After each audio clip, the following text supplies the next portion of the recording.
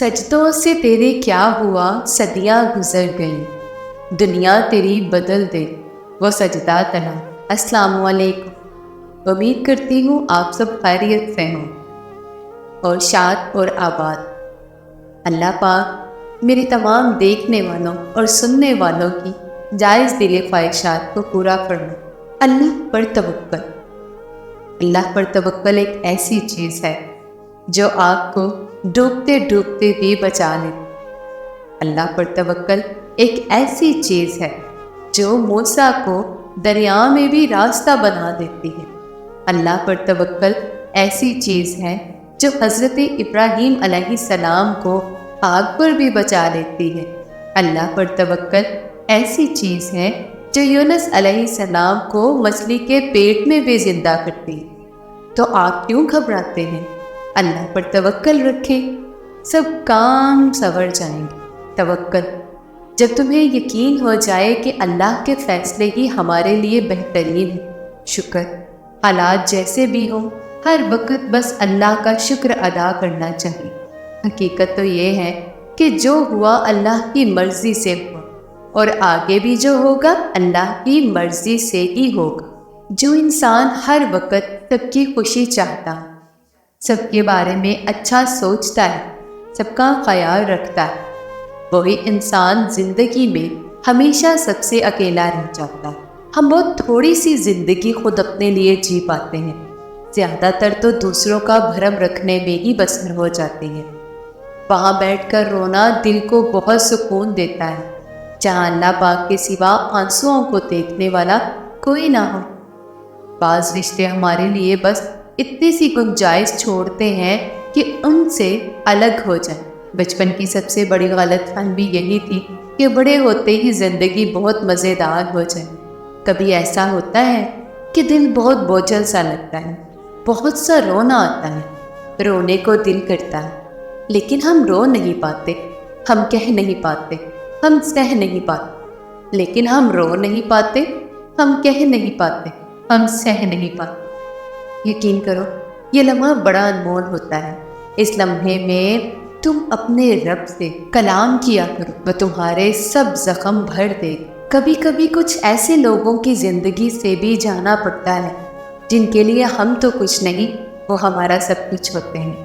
بہت سی باتیں ایسی ہوتی ہیں جن میں ٹھیک ہے کے علاوہ کچھ نہیں کہہ سکتے، حالانکہ وہ ٹھیک نہیں ہوتی۔ جہاں آنسوؤں کی قدر نہ ہو وہاں رونا بھی نہیں چاہیے۔ دنیا کے پاس وہ نظر، وہ احساس ہے ہی نہیں جو ان سب کے پیچھے چھپی آپ کی تکلیف کو دیکھ یا محسوس کر سکے۔ سب وہی سمجھتے ہیں جو وہ سمجھنا چاہتے ہیں، پھر کیا فائدہ؟ کچھ صدائیں بہت خاموش ہوتے ہیں، کیا کریں؟ احساس کی چادر میں اتنے پیوند لگ چکے ہیں کہ اب کچھ محسوس نہیں ہوتا۔ لوگوں کو اس بات سے غرض نہیں ہوتی کہ آپ خوش ہوتے ہیں یا نہیں، انہیں فرق اس بات سے پڑتا ہے کہ آپ انہیں خوش رکھتے ہیں یا نہیں۔ جس زخم سے خون نہ نکلے تو سمجھ لینا یہ درد کسی اپنے نے دیا ہے مجھے۔ تنہا ہونا یہ نہیں ہوتا کہ آپ کسی کے پاس کوئی نہیں ہے، تنہا ہونا دراصل یہ ہوتا ہے کہ سب آپ کے پاس ہیں لیکن آپ کا کوئی نہیں۔ جب انسان بالکل خاموش ہو جائے اور اپنے حق کے لیے بھی نہ بولے تو سمجھ لیں وہ اپنے اندر بہت کچھ دفن کر چکا ہے۔ کہتے ہیں کہ وقت کے ساتھ ہر زخم بھر جاتا ہے، مگر سچ تو یہ ہے کہ درد کے ساتھ جینا سیکھ لیتے ہیں۔ انسان مشکلات سے لڑ لڑ کر بچ جاتا ہے، مگر اس کے اندر بہت کچھ مر جاتا ہے۔ تسلی دینے والے تو تسلی دیتے رہتے ہیں، مگر وہ کیا کریں جس کا بھروسہ ٹوٹ جائے۔ زندگی کے اکثر مقامات پر میں نے جانا کہ میرے ساتھ اللہ کے سوا کوئی نہیں ہے، اور تبھی مجھے اندازہ ہوا کہ صرف اللہ کا ہو جانا ہی میرے لیے بہت۔ کبھی کبھی انسان کی وحشتیں اسے بے بسی کے اس مقام تک پہنچا دیتی ہیں جہاں خود تو اذیت ہی اذیت اور سکون نام کی کوئی چیز محسوس ہی نہیں ہے۔ رات بھر جاگتے ہیں ہم کچھ ایسے لوگوں کی خاطر جنہیں کبھی دن کے اجالوں میں بھی ہماری یاد نہیں آتی۔ میرے ہاتھوں سے نکلا شخص وہ شخص کسی کے پیروں میں جا۔ زندگی کی ایک تلخ حقیقت یہ بھی ہے کہ اچھے دنوں کے لیے برے دنوں سے لڑنا پڑتا ہے۔ جو تیرے سامنے اوروں کی برائی کرتا ہے وہ اوروں کے سامنے تیری بھی برائی کرتا ہے۔ ہر اس محفل میں گھسنے کی کوشش نہ کرو جہاں تمہارا کوئی جوڑ ہی نہ ہو۔ جس کی محبت جھوٹی ہو اس کی نشانی یہ ہوگی کہ آپ کی ناراضگی اس پر کوئی اثر نہیں کرے گی، چاہے آپ ہفتوں سے مہینوں تک ناراض کیوں نہ۔